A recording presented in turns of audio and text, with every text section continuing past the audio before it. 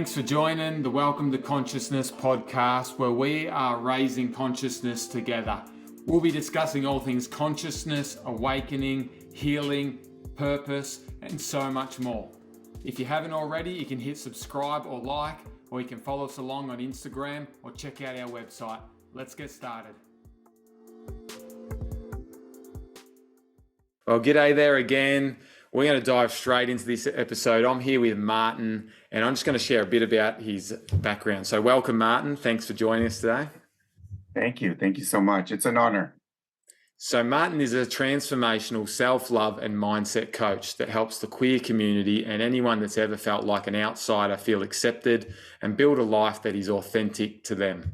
He was born in Mexico and immigrated to the US when he was about 3. He grew up in sunny San Diego, where from a young age he felt like he was different, and he was definitely treated that way too. He had a rocky and unstable life at home growing up and spent his childhood, teenage years, and most of his 20s trying to live a life that didn't belong to him. He wanted so bad to feel accepted and normal that he did everything in his power to please others and to live his life according to their rules. Then his life made a complete 180 when he moved to New York City, which made him feel alive like he did as a kid. And it was there during COVID that he had his spiritual awakening that shook him to his core, made him reevaluate his decisions and how he'd been living his life so far. He left his corporate job and became a coach. And now here he is, a new man ready to help the community and anyone that needs self-love and motivation. And so I'm just really excited to have Martin here sharing his voice and, speaking to some topics and some experiences that are so important. So, Martin, thanks again. And I just wanted to invite you to share a bit more of your background and how you came to experience consciousness and your spiritual awakening and what it's led to for yourself. Yeah. Thank you. Thanks. Thanks again for having me and giving me this platform to share. I was a fan, during our certification, and a bigger fan now. So I'm proud of what you were doing too. Which I didn't mention that's where we met in our Coaching Institute when we did our coaching accreditations. So yeah. Yep. So, just going off of the little introduction, the lovely introduction. Ever since I was little, I felt different, obviously, because of my sexuality. That I think got me thinking and maybe living in imagination land a lot, but it was even beyond that. I felt connected to something else always, right? And because of all the outside influences, I kind of shut that down, right? As a little kid, I was told essentially that trusting my instinct or what I liked, who I was wrong, flawed, right? And so you internalize these things, and so I was like, okay, what's going on up here in my head is bad, so I'm not going to trust it, right? So I kind of just pushed that aside, but there was still, kind of a quote unquote spiritual influences in my life, right? Because I'm Mexican, and in Mexico, even though, you don't have to be religious for Catholicism to be a big influence in your life. Catholicism runs through the DNA of that culture, it's just infused. Because my family isn't quote unquote religious, right? It's not like we go to church every Sunday or used to, However, all the Christian Catholic values are still, they were still instilled in me because that's just how Mexico ran, right? And even immigrating to the US, we lived in San Diego, so it was like little Mexico, right? So it was the same. Yeah. And so, I grew up with that. However, I still never felt connected to it. I knew there had to be something different because, obviously in church, I heard that who I wasn't good, right? And I was like, you know what? I know that God wouldn't say that to me, right?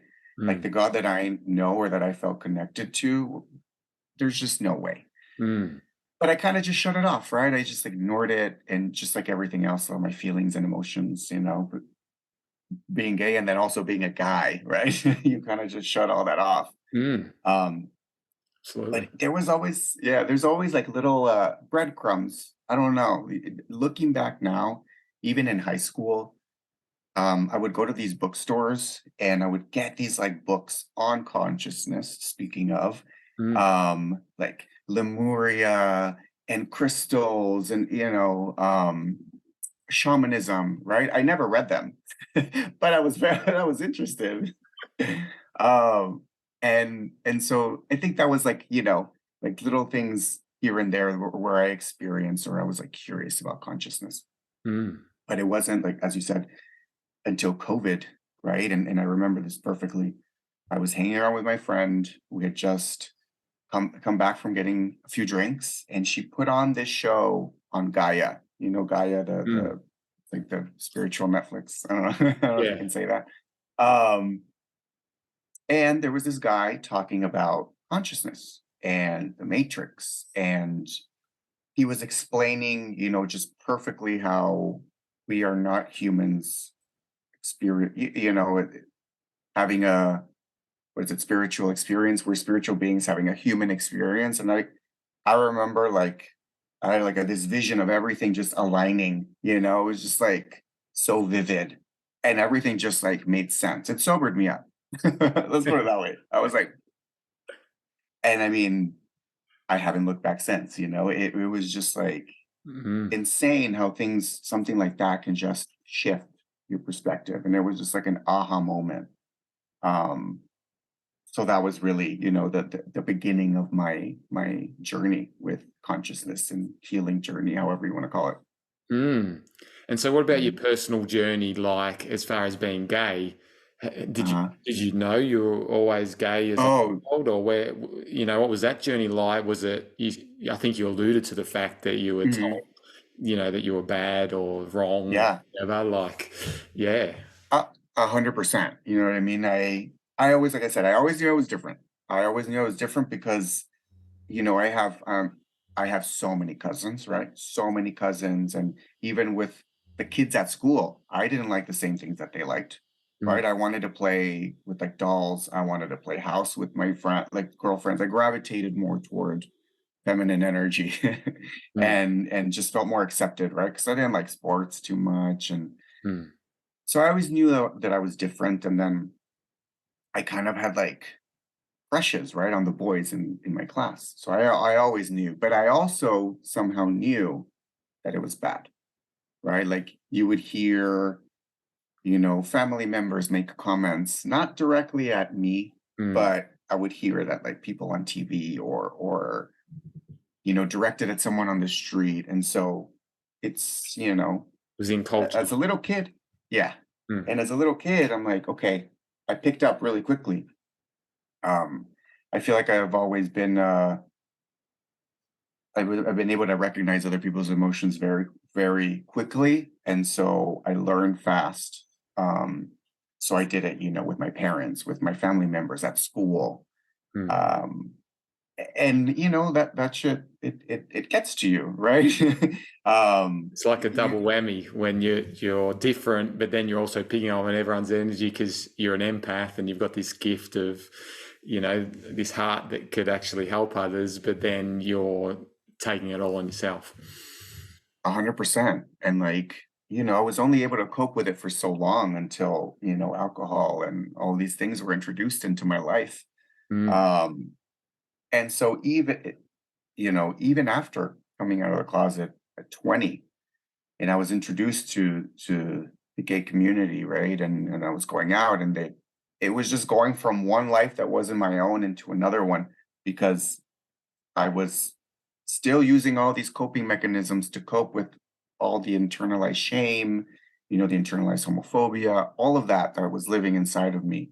I was drinking to kind of numb that and not think about it, and mm, you know having sex with anything that walked. Just anything that I could do to like not feel those feelings and feel good for a couple minutes, mm. I would do. And so it was. just like an endless cycle of like people pleasing, and I call it the gay hamster wheel Mm. because it's like you go to your job and then it's happy hour and you drink and then you like, go home with the first guy that talks to you, and it's like that every night, and on the weekends times 10 is just, and it's all over on Sunday and then starts over on Monday, you know? Mm. Yeah. So that carried through your 20s. Yes, and there was a little bit of that in New York too. Mm. But I think what made me really feel alive there is the fact that I there was the first time that I made the decision for myself about me, Mm. right? It had nothing to do with my parents. It had nothing to do with how I was presenting myself to the world, and it wasn't to feel accepted or to feel loved.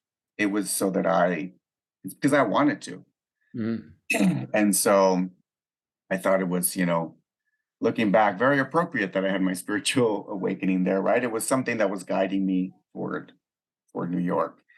Um, and so, I mean, everything changed right after that, after I realized who I really was and what I came here to do, and yeah, I mean, I feel like it's a different life that I lived for sure.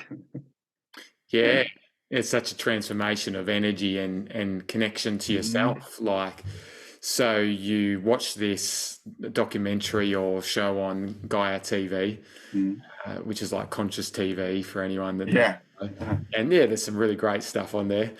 And then that connects you to this different perspective and different energy, I suppose. So then what was the journey like from there? Did that bring stuff up? Did that start to connect you with your heart? Was there, yeah, what was that process like? Yes, it was a beautifully emotional roller coaster, right? Yeah. It was just like every day was, well, not every day, but I had my days where I was up, I had my days where I was like, "Oh my gosh." Mm, Um, because of everything that I pushed to the side, that I repressed, mm. all of those feelings, all of those emotions, um, I I was faced with myself, right? And so That's scary. it was very scary, especially because I had been to therapy, and maybe I just had my therapists weren't the best that I had had, and so I was really playing the blame game up until then with my parents and blah blah blah blah blah, and it was just not. It got me nowhere, It got Mm. me nowhere, and really starting my healing journey, and starting my healing journey really just made me look at everything almost like how it was, right? And like I said, I was faced with myself. So I had to feel everything that I repressed. And that's really the hard part, right? It's just having to feel it now, but it's like accumulated over time. So those were the hard days, right? But it was beautiful emotion. It was emotion that I never have let myself feel, that I didn't want to. As humans, we tend to just not want anything uncomfortable near us, bad or awkward or anything like that, right? And so even as guys, right? And I know it's the same for every culture in the world, right? It doesn't matter that I'm Mexican and we have machismo, right? They raise guys a certain way. Mm. All men are raised a certain way to be, not show emotion, to not show weakness, to not ask questions because that says you're not a leader, all of these things. I was faced with all of that, plus my sexuality, right? Or just like the things that I repressed about my sexuality. Mm. Um, and so having to move through that was difficult, but it was also very beautiful, right? It's there's also the amazing parts, right? I mean, it's like having a new lease on life, like having rose-colored glasses at some point. I'm Mm. able to appreciate just little things, little interactions with people, and it doesn't even matter what their journey is because I feel like it's in here, right? It's what matters. Mm. Yeah, like you Mhm. get this new connection just to life. Yes. 100%. And a lot of that is through feeling and through connection. And to really be able to feel and connect, well, that's you've got to feel what's there, like you're saying, what's been suppressed and repressed. Mhm. And for you, that sounds like there was a fair bit of cultural conditioning, like for everyone there is. Uh, and probably a lot of emotion that never had a voice, that never felt safe, that never felt understood. And so, it's a great conversation that keeps coming up on this podcast, because it's that learning to feel, especially as men, to feel our emotions, is such a big transformation, but it actually leads to so much more connection and empowerment in life. Right. Right. I think we're taught, right, that feeling our feelings or showing any kind of emotion is weakness, Mm, right? That it's that we shouldn't do that. That, only women can do that. But I mean, where is this rule book? Who said that? Who exactly. started that? Because, I think guys who are able to be vulnerable and really feel their feelings are better leaders, right? They're better able to have all these masculine traits that they want to display. It's just a matter of them being able to feel their feelings. They're just feelings. That's it. They move through you.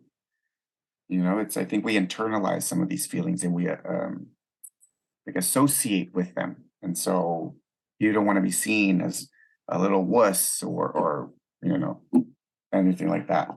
It actually empowers you to step into your masculine energy without all that block and baggage of emotions that can't process, so that you become so much more empowered, because you can take the action and do what you want to do, be who you are, and feel the emotions that come along the way, rather than always running from them or avoiding them.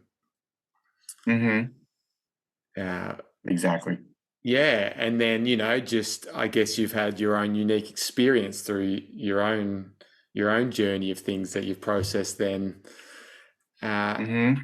and so, what was it like in terms of, obviously this brings up a lot of things for you in this process that you're going through. Do you think sometimes, I'm just curious, like as a gay man that's then processing a lot of these deeper traumas and emotions, does that get triggering for other people? Is that triggering for culture? Is it hard for people to accept sometimes that you're happy and full of love and joy and I think it can be right, just like with anybody else. When you're in a certain place in your life that they wish subconsciously they are, it's going to trigger them, Mm, right? And I think it's the same even with like some family members, right? The way when I'm in a good place with my sexuality, my masculinity, with who I am as a person, and I show that, right? I display that, and I can still sense some family members. I don't even know if disapproval is the right word, but I can feel their. It's almost like a cat, right, with the hairs all standing up, because it's triggering to them to see this new definition of masculinity in me, right? mm, Just because I don't have sex with women doesn't mean anything, right? Like I'm just in my masculine energy as I am in my feminine energy. mm, Even though my mannerisms might be a little bit more feminine, right? yeah, That doesn't mean anything. But that mm, can be triggering for some guys who have not worked through those feelings, right? Because they're able to suppress them, I think, a little bit better, quote unquote, or just have been, because they've never had the need to work through them, mm, right? Because if they have a wife, then everything is good according to them, right? To their family, they're good. mm, And so there's no need for them to have to work through any of those emotions. So in their eyes, they're the masculine man, right? mm, But when they see someone like me, where I am just who I am and I don't care, it triggers that in them because, you know, maybe at some point they wanted to wear a pink shirt and their dad told them they couldn't when they were a little kid, or they wanted some girly toy, right?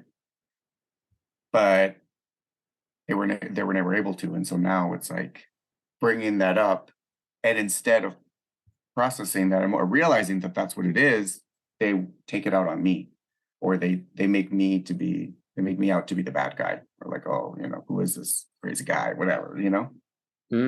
Like it's a really good thing you're bringing up because at a bigger cultural level, it's not so much taking it out on you, but taking it out on, whoever that is. It's like on Hmm. the gay community, the LGBTQ plus community is very triggering for a lot of Yes. people that are maybe more in their I would define it more as a wounded masculine. Mm. And I've got this belief that people will only reject in others what they've rejected in themselves. And so when they're rejecting you as a gay man, being yourself and being free, it's actually triggering a deeper wound of maybe that disconnection from feminine love and connection and emotion that is probably deeply unconscious, but there's a deeper wound in there that it's triggering. And so like culture and religion wants to just keep making you the bad guy or has done. And I know things are changing, and it's probably where you put yourself, but at large, there's still a lot of resistance, and we're seeing it all over America at the moment. Oh yeah. Yeah. I mean, sometimes it's crazy to see all these things happening in the news, right? But you hit the nail on the head. That's exactly what it is, right?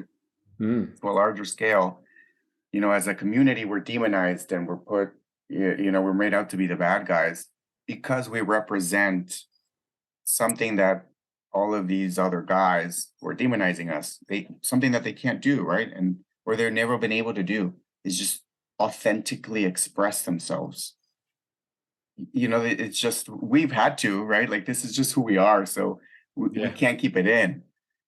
That's why we can't repress it anymore, and Mm. so for someone who has been kind of told what to do and say this is what a man is and this is how you have to be from a little kid, who's never and just has had no need to be able to break out of that little box to see someone shine that bright is definitely very triggering. Mm. Yeah, 100%, especially if it goes Mhm. against, the cultural norms, Yeah, makes it which easier. it's like almost like, the souls of those that came to, you know, be gay and similar things, like really came to shake things up a little bit. But not just that, but it's other things as well, It's sometimes it's showing culture where their wounds are when they are so judgmental, but at the same time, that can be very painful when you're an innocent little kid and you just came into life wanting to experience life and love, and then realizing you've had to reject so much of yourself just to fit in. Mhm.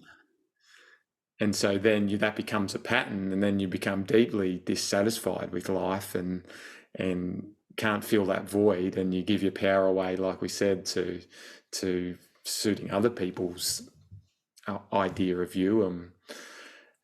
And then there's this massive disconnect between you and your true authentic self. Exactly. Exactly. And I what think you're summarizing my life there. I feel like I'm enjoying the conversation because I've processed so much of my own journey, which has been very different, but there's so much similarity in really what's going on deep down. And I've had very strong Christian cultural, but upbringing and Mhm. backgrounds. One of the things that didn't sit at all well with my wife when we were in church was the judgment on gay people, and almost that was enough for her to want to, leave as it was and create a bit of conflict at times. But, it didn't sit right with me either. It was like we're meant to stand for grace and for love, and then, oh, but we're judging, you can't do this, and something doesn't feel right about that. And, but Right. I was deeply disconnected from those feelings. But then it wasn't just in religion, it was in culture as well, this disconnect from emotion and from ourselves, and really from our true spiritual selves, Hmm. because we're in our heads, and that's where the conditioning is, and that's where all the judgment is, and yeah, you're not feeling all of that. So I think it's very Exactly. brave for you and the journey you've had. I know it's been brave for me too, but Yeah. it's ultimately, yeah, this connection to your soul, which is your true essence, and that's what a spiritual awakening will bring you into. Hmm. Yeah. I always say we all have the human experience, right? It's just in a different flavor. Like Mm. you've had your flavor of your little spice of life, but it's a lot of the same issues, right? It's a lot of the same wounds, a lot of the same feelings we have to process.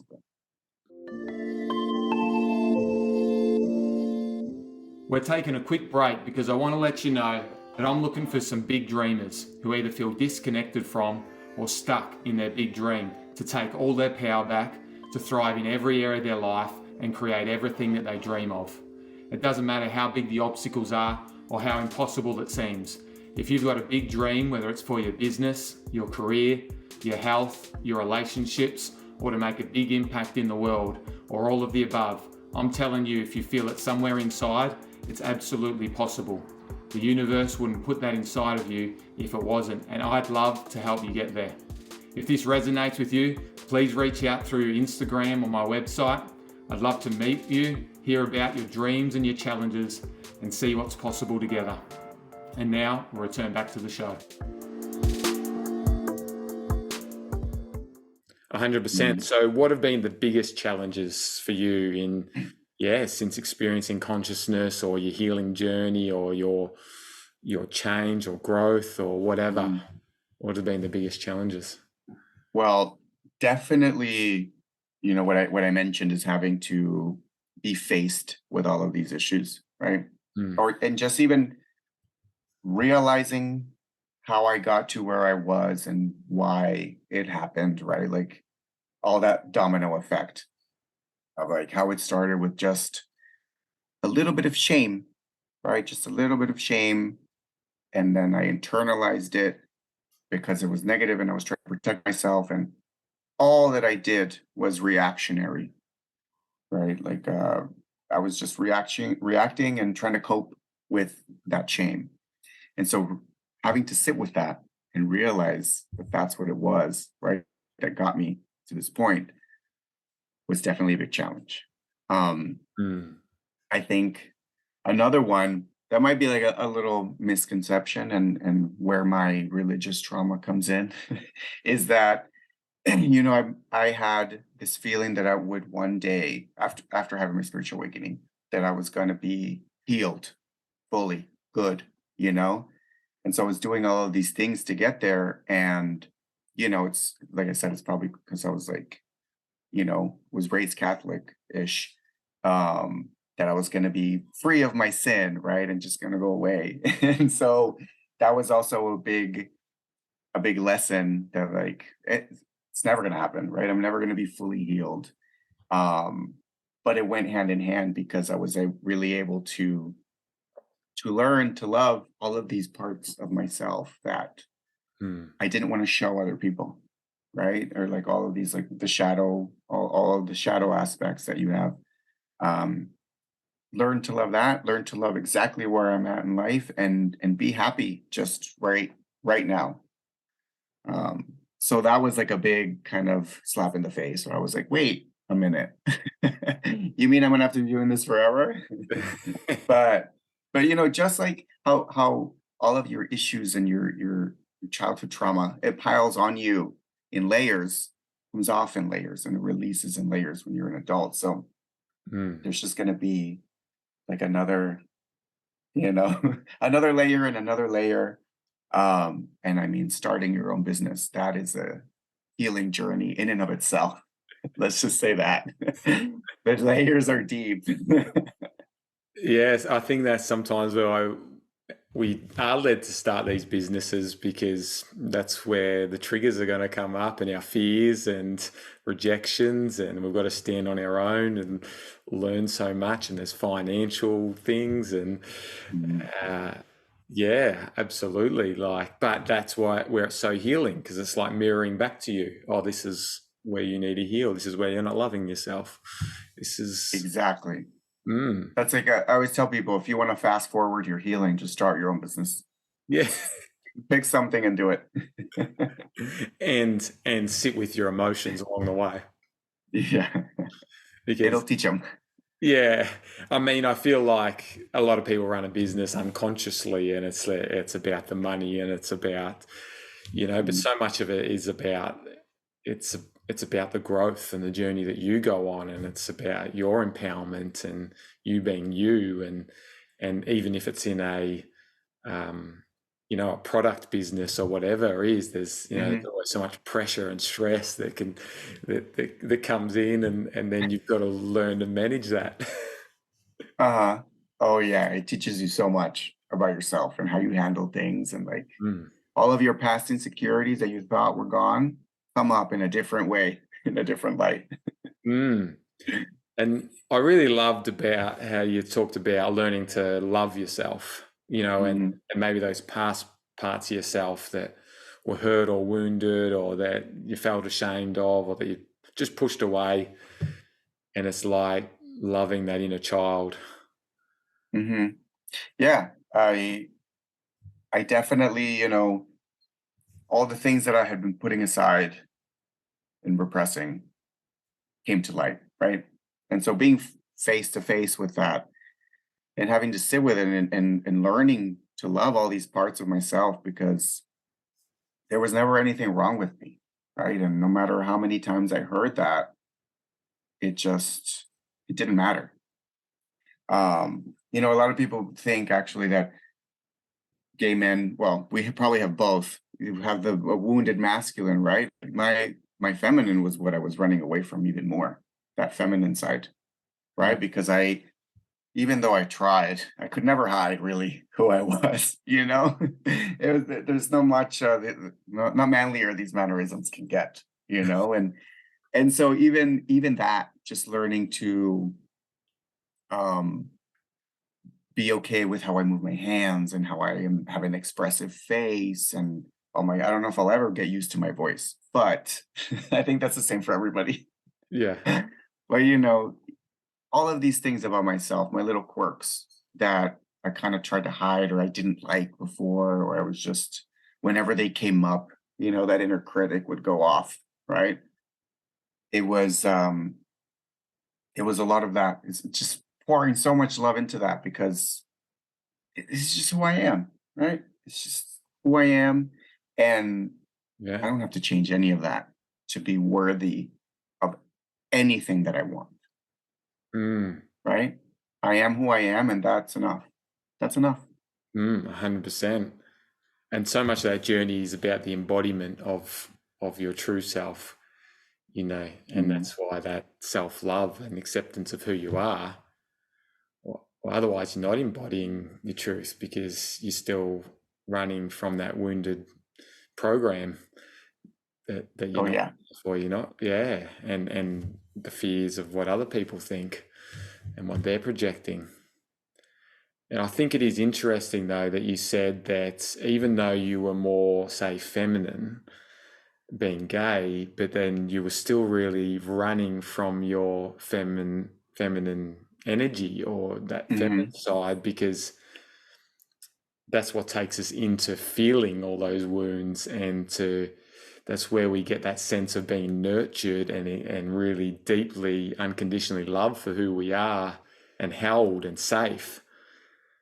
So even though you were feminine on the outside, there was that disconnect from that really sense of security deep on the inside of being loved no matter what, and nurtured, which can run very, very deep in our human experience.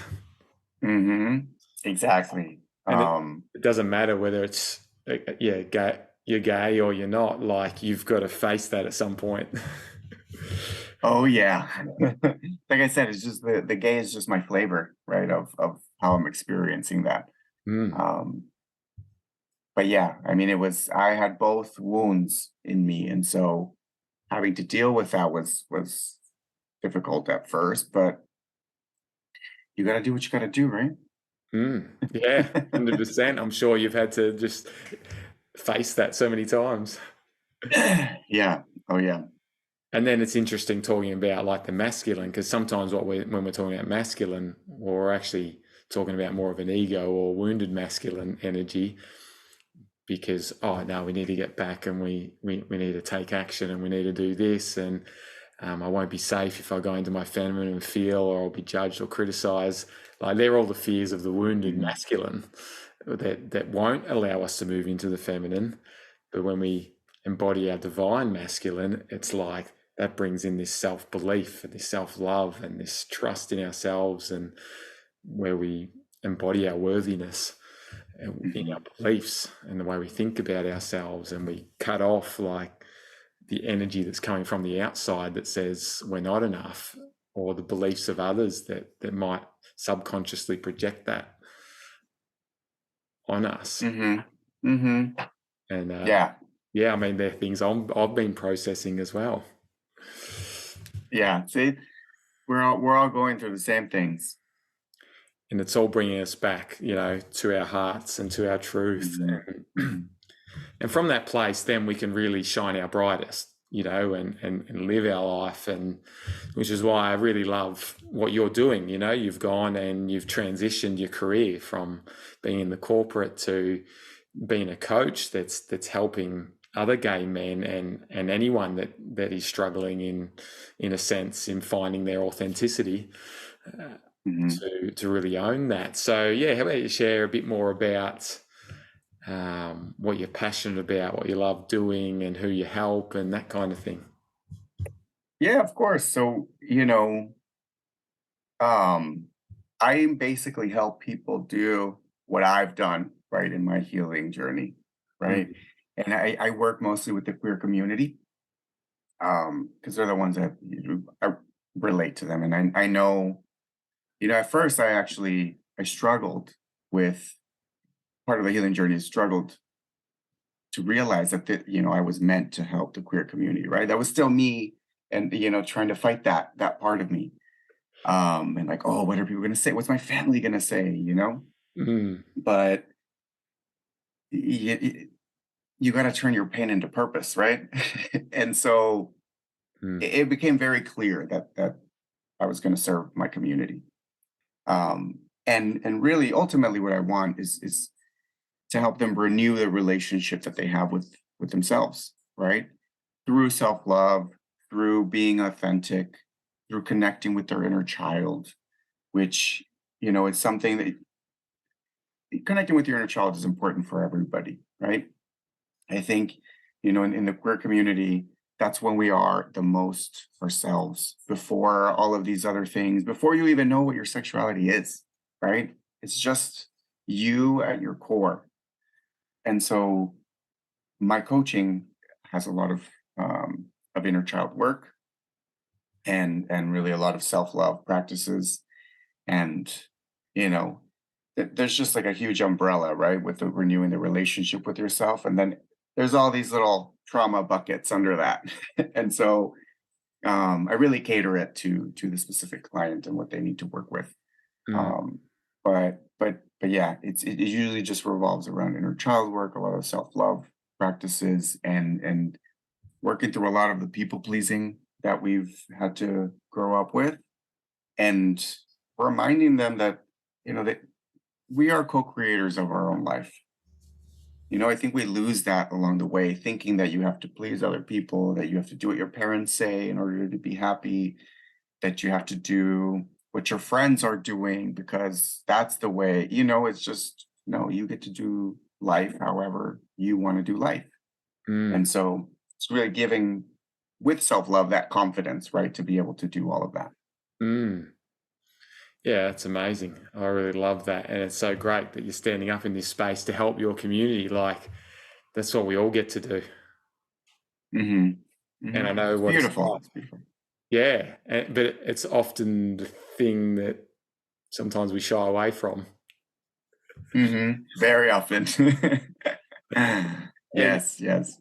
And do you think that's possibly because, it still can be quite raw, or it's still, the wounds they're carrying are still the ones that, still might be holding on a little bit deep down, or, yeah, it Mhm. can be, so we can avoid our purpose sometimes because it reminds us of our pain at times.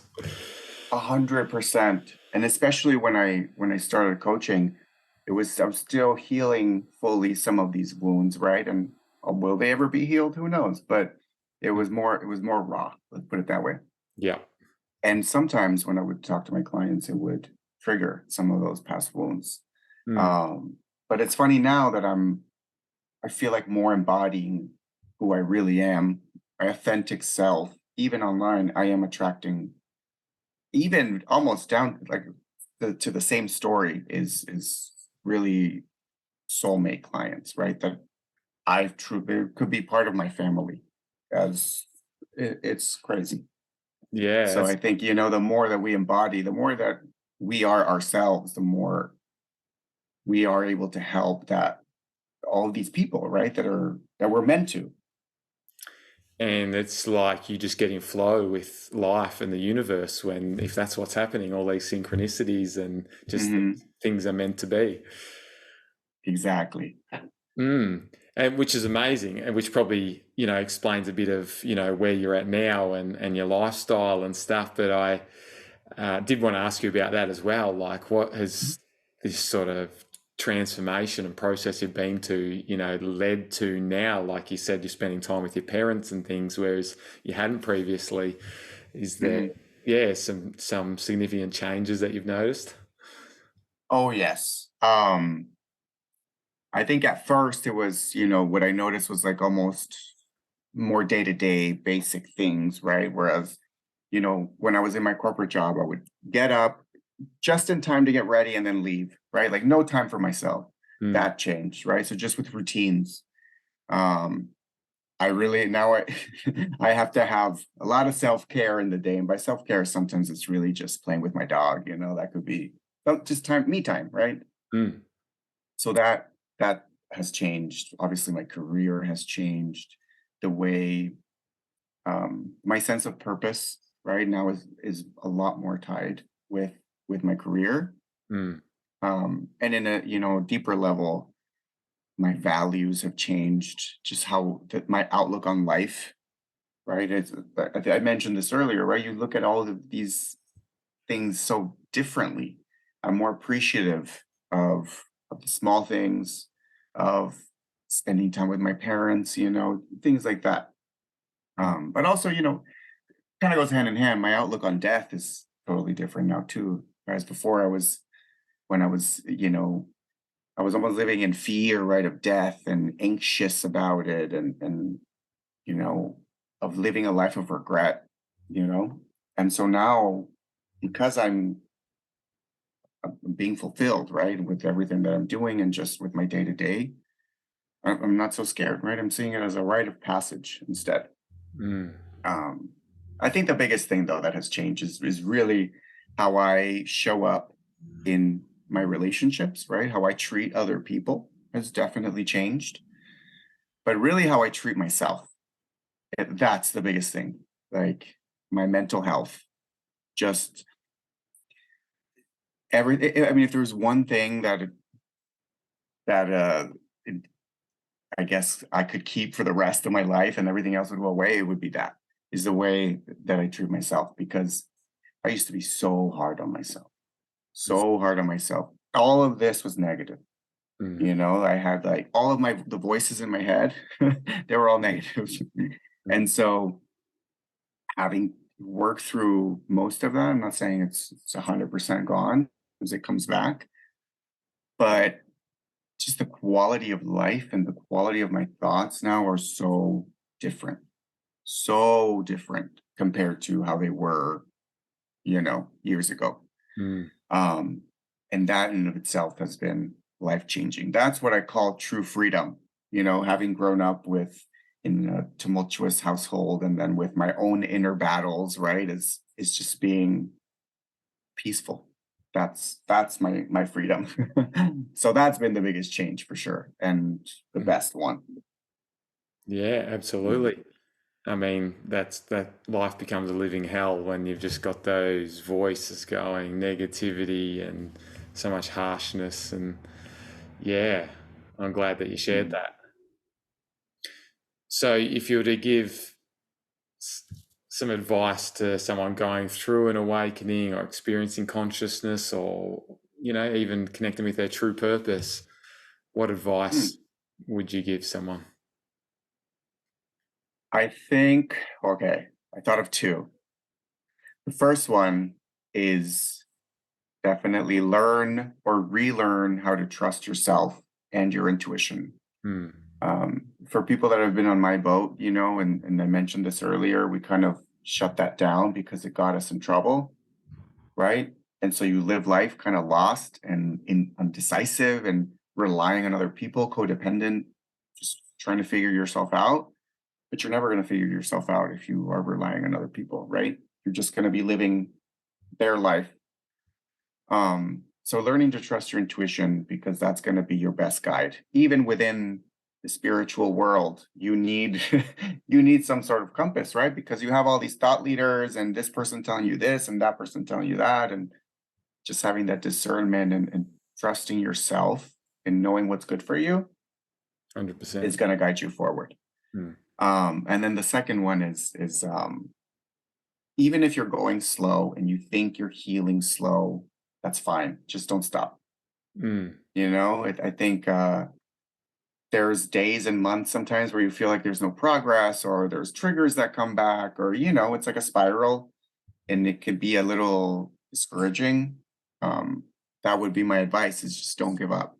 Because even if you think that it's a bad day, it's all just growing pain, right? It's going to get better. There's going to be good days. So just don't stop. Mm. Yeah, that's incredible. I like that.